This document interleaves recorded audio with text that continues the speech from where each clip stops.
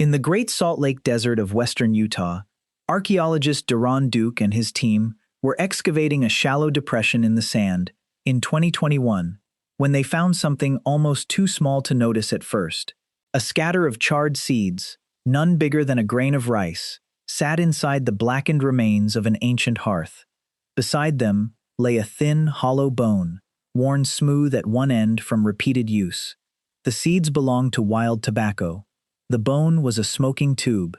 Radiocarbon dating placed the hearth at roughly 12,300 years old, making it the oldest direct physical evidence anywhere on Earth of a human being deliberately inhaling smoke for its effect on the mind. Not for warmth, not for cooking, not to drive off insects. Someone knelt at that fire on the shore of an Ice Age lake, packed a plant into a bone tube, lit it, and breathed it in on purpose, a choice that left no other trace anywhere in the record of that era. They could not have known that 12,300 years later, roughly 1 in every 7 people alive on the planet would still be doing some version of exactly what they did, and that it would still be killing them by the millions every year. Every species that has ever lived near a hearth eventually breathes its smoke. The puzzle this story follows is how one specific, dangerous act, filling the lungs with smoke by choice, became wired so deeply into human life that no culture that has ever encountered it has managed to fully let it go. If you're enjoying this story so far, don't forget to hit the like button and subscribe. Drop a comment telling me where in the world you're watching from. I love hearing from you. Ask most people when smoking began, and the guesses cluster in the wrong few centuries. Cigarettes feel like a modern invention, a product of factories and advertising, so the instinct is to place the whole habit somewhere after Columbus, when tobacco crossed the Atlantic, or maybe a little earlier, with the ceremonial pipes of Native American cultures. Both of those answers hold a piece of the truth. Carved stone and clay pipes do appear across the archaeological record of the Americas, some of them thousands of years old, used in trade, diplomacy, and ritual, with elaborately carved effigy pipes from the Adena and Hopewell mound-building cultures of the Ohio Valley, standing among the most sophisticated smoking tools ever produced by any prehistoric society anywhere. Treating that as the origin point gets the order of events backward, though. Ceremonial pipe smoking was not a new behavior invented from nothing. It was the formal, symbolic version of something people had already been doing for a very long time, dressed up in meaning after the fact. Long before anyone shaped a bowl into stone or attached ceremony to the act of sharing smoke, the human body had already spent hundreds of thousands of years learning to live beside fire, and by extension, learning to live inside its smoke. The habit did not start with a plant chosen for its effect on the mind. It started with a species that had been filling its lungs with particles it was never built to breathe since the very first night beside the very first flame, long before any plant was ever chosen on purpose, back when the only thing burning in the fire was whatever wood or dung happened to be nearby. To understand why smoking proved so difficult to abandon, the story has to begin earlier than any pipe, back at the point where fire itself became something the human body could no longer live without. Wonderwerk Cave sits in the Kuruman Hills of South Africa's Northern Cape Province, a long limestone tunnel occupied on and off by early humans for close to 2 million years. In 2012, archaeologist Francesco Berna of Boston University led a team examining sediment nearly 30 meters inside the cave's entrance and published findings in the Proceedings of the National Academy of Sciences, identifying burned bone fragments and ashed plant remains dated to roughly 1 million years ago. Using microstratigraphic analysis, a technique that studies the microscopic structure of sediment layers rather than relying on visible burn marks alone, Berna's team confirmed the burning had happened inside the cave, not been carried in by wildfire or blown in on the wind. This is widely treated as the strongest early evidence of habitual fire use by a human ancestor, almost certainly Homo erectus, a species that predates modern humans by several 100,000 years. What matters here is not just that fire control reaches back this far. It is what fire control actually required once it existed. A fire burning inside a cave with limited airflow does not behave like a fire in an open field. Smoke has nowhere to go. It settles near the ceiling, drifts along the walls, and eventually fills the same air the people gathered around that fire are breathing, night after night, season after season, for generations. There was no version of cave life without smoke exposure once fire became central to survival. The alternative was cold, darkness, and predators that could see far better after sunset than any human could. A species that had already staked its future on fire for warmth, for cooking meat, for pushing back the hours claimed by night, could not simply opt out of what came with it. Primatologist Richard Wrangham of Harvard University has argued for decades, most fully in his book Catching Fire, that cooked food changed the trajectory of human evolution itself, delivering more usable calories from the same piece of meat or root than raw chewing ever could, and freeing up energy that the body redirected toward a larger brain. If Wrangham is right, and much of the fossil evidence for jaw size, tooth wear, and gut proportions in later Homo erectus populations lines up with his argument, then fire was not one option among several. It was closer to a biological commitment, one that could not be walked back once a population had come to depend on the extra calories cooking provided. Smoke was not a side effect that could be avoided at that point. It was the fixed price of everything fire provided, paid by the same lungs, over and over, for as long as the species existed. Modern researchers studying communities that still cook over open indoor fires give some sense of what that price looked like across a full lifetime. The World Health Organization currently estimates that household air pollution from solid fuel cooking contributes to roughly 3.2 million deaths a year, mostly through chronic respiratory disease. And that figure comes from populations with far better ventilation, better fuel, and shorter daily exposure than a Pleistocene hearth inside a sealed stone cave would have allowed, which suggests the true lifetime cost paid by the earliest fire users is likely understated rather than exaggerated by any modern comparison available. That price did not fall only on the ancestors of modern humans. At Kebara Cave on the slopes of Mount Carmel in Israel, excavations led by Ofer Bar Yosef and Bernard Vandermeersch through the 1980s uncovered a sequence of hearths used by Neanderthals roughly 60,000 years ago, layered one on top of another in the same spot, rebuilt again and again across generations. The repetition itself is informative. A hearth used once leaves a thin, isolated trace. A hearth rebuilt in the identical location dozens of times over thousands of years describes a population that had organized its living space permanently around a single fixed source of light and smoke. Neanderthals, living at Kebara, were not passing through a smoky room for an evening. They were raising children in it, sleeping in it, eating in it, working stone tools by its light, across an unbroken span of tens of thousands of years, generation after generation, returning to the same blackened patch of cave floor their parents and grandparents had used before them. And yet nothing found at Kebara, or any comparable Neanderthal site, suggests they ever moved beyond that necessary exposure into the deliberate pursuit of a specific plant for its effect on the mind.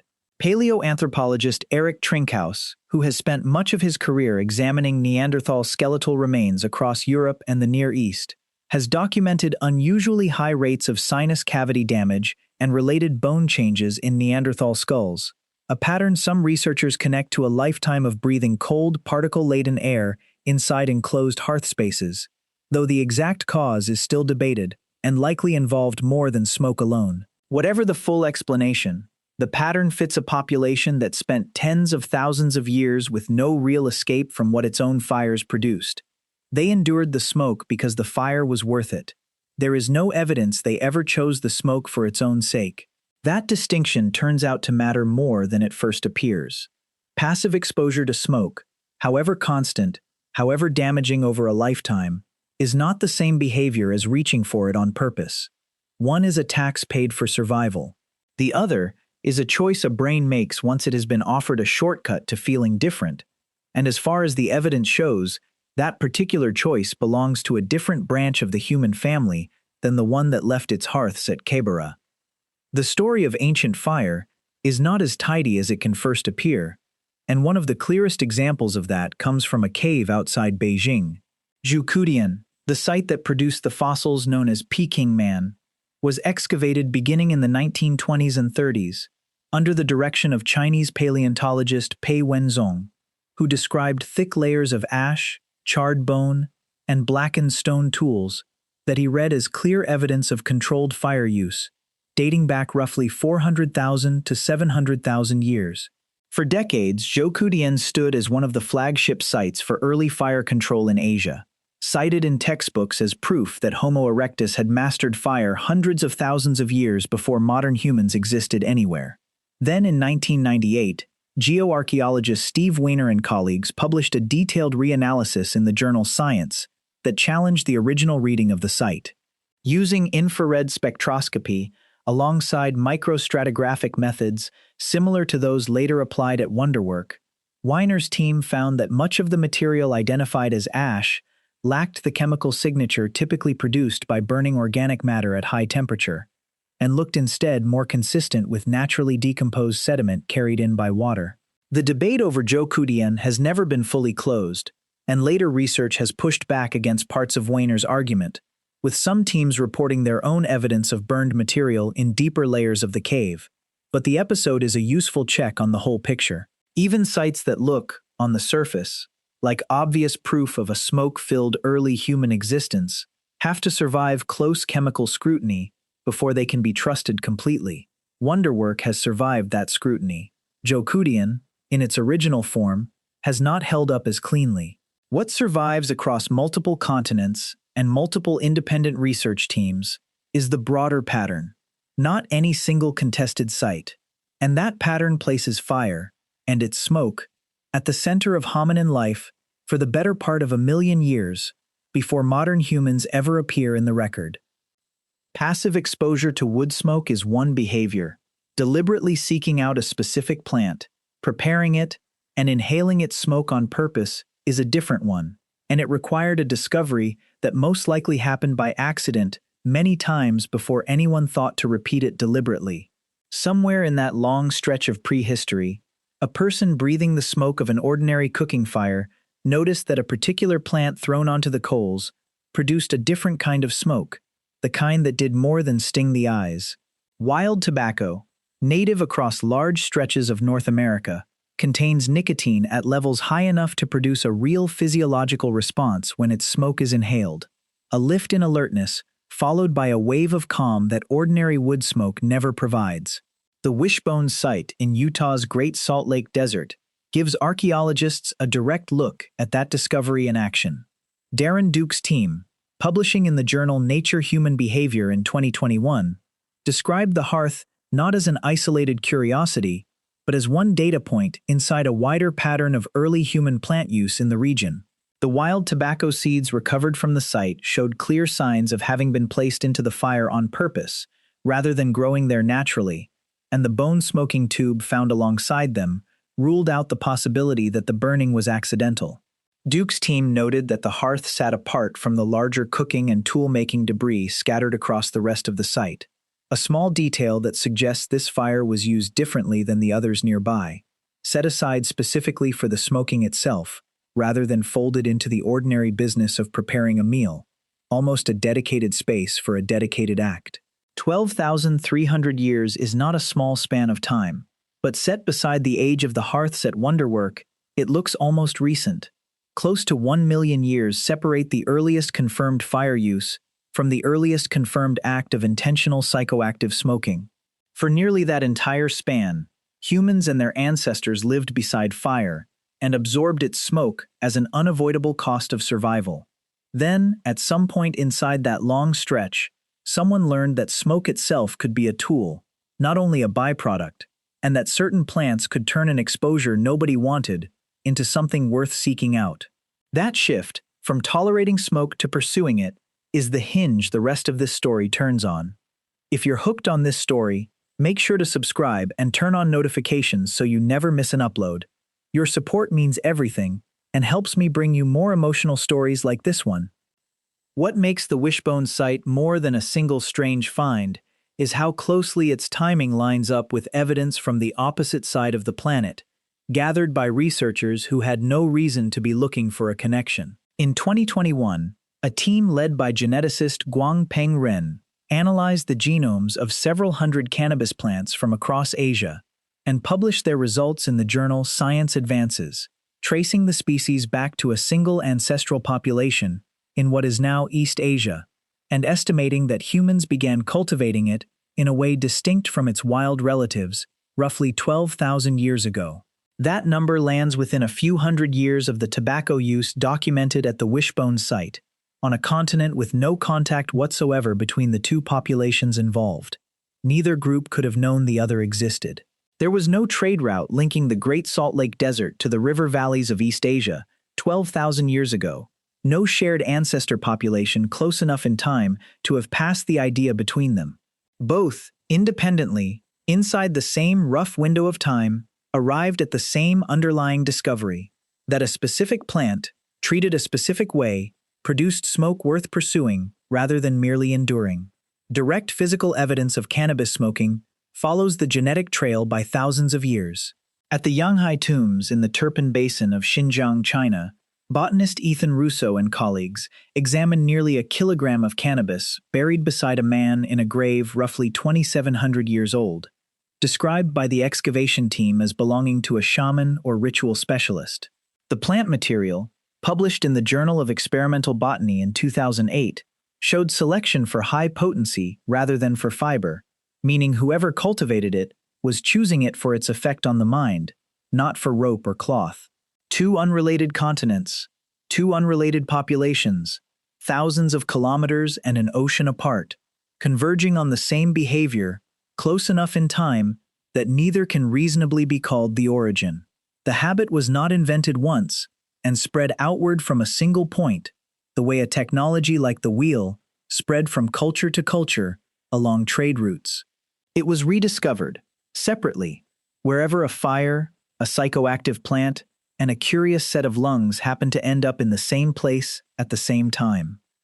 The reason this rediscovery kept happening, and the reason it kept sticking once it did, has to do with a piece of brain architecture that predates tobacco, cannabis, or any plant humans ever learned to burn.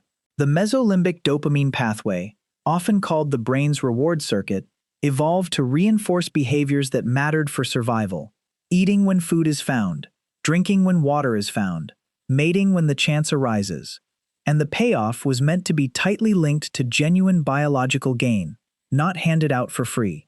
Nora Volkov, director of the United States National Institute on Drug Abuse, and a researcher who has spent decades studying addiction through brain imaging, has described nicotine and related psychoactive compounds as substances that hijack that exact circuit, triggering a release of dopamine far out of proportion to anything the behavior itself earns in survival terms.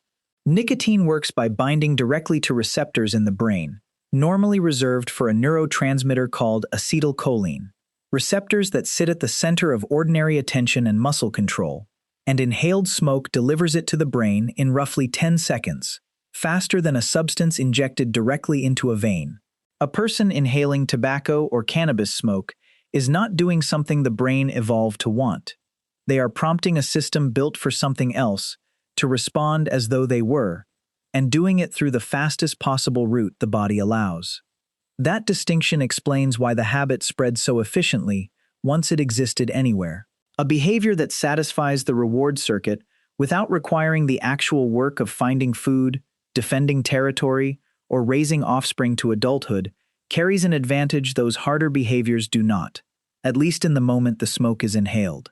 The cost shows up later, in damaged lung tissue, in elevated rates of respiratory infection, in the slow accumulation of harm that a brain shaped by hundreds of thousands of years of weighing immediate threats over delayed ones was never well equipped to price in accurately. Every plant on the planet that produces a psychoactive compound when burned represented a separate, independent chance for some human population, somewhere, to stumble onto this shortcut. Given enough time and enough different environments, more than one group finding it was close to unavoidable, and the tobacco of Utah and the cannabis of East Asia are only the two clearest examples that happen to have left physical evidence behind. Nowhere does that shortcut reach a larger scale than in the mountains of Central Asia, at a burial ground so remote it took modern archaeologists years of permitting and travel to reach. High in the Pamir Mountains of western China, at an elevation of roughly 3,000 meters, sits a cemetery called Jirzankal, used by a nomadic population sometime around 500 years before the Common Era.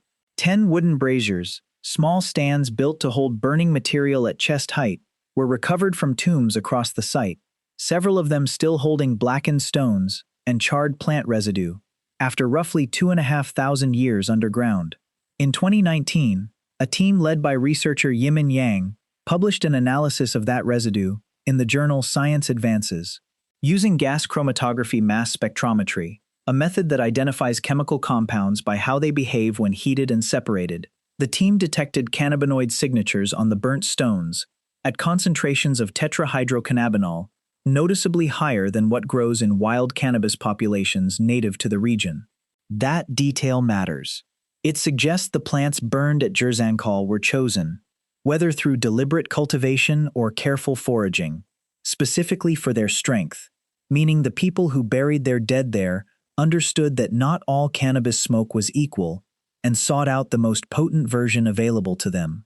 Excavators recovered the braziers from individual burial chambers rather than any communal gathering space, placed close enough to a body that whoever lit them was standing directly over the dead while doing it.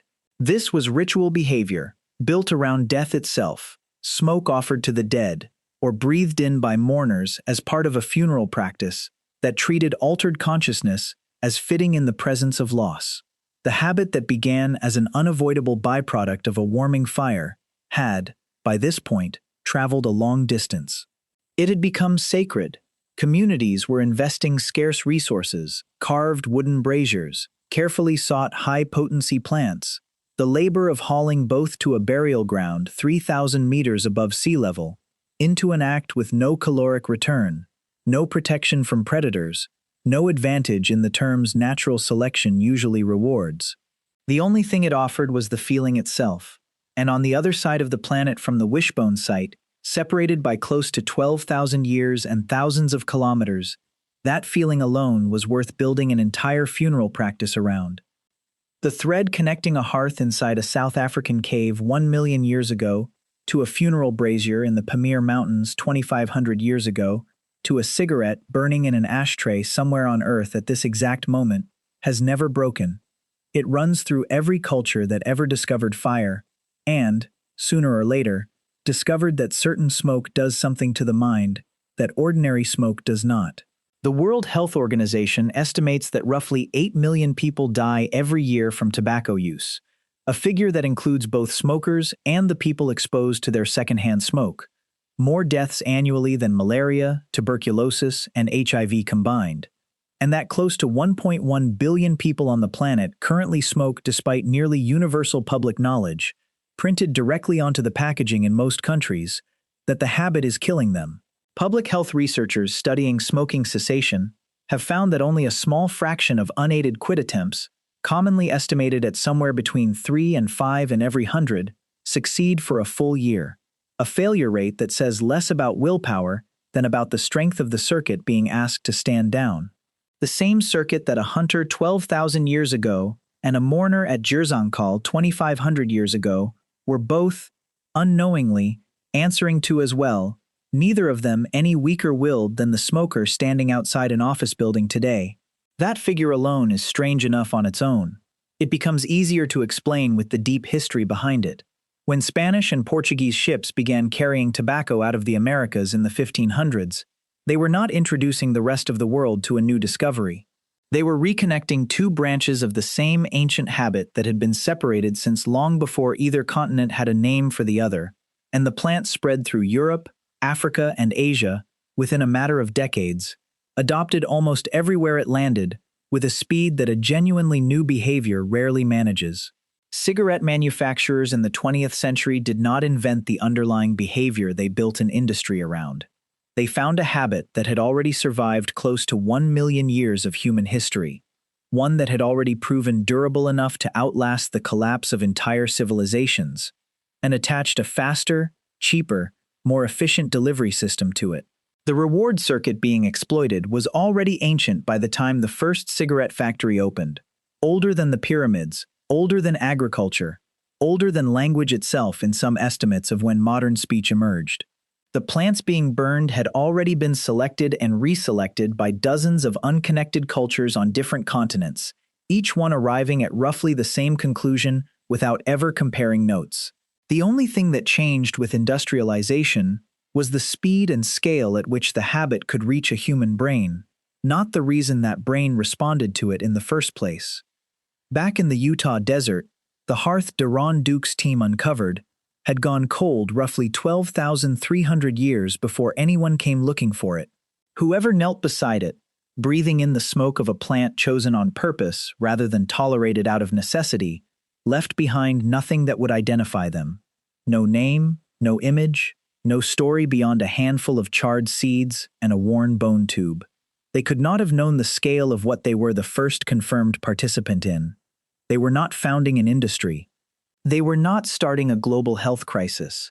They were sitting beside a fire that had already been a fixture of human life for the better part of 1,000,000 years, cold in winter without it, blind after sunset without it, and they made one small addition to that arrangement, choosing a plant for what its smoke could do, rather than simply enduring what smoke always did.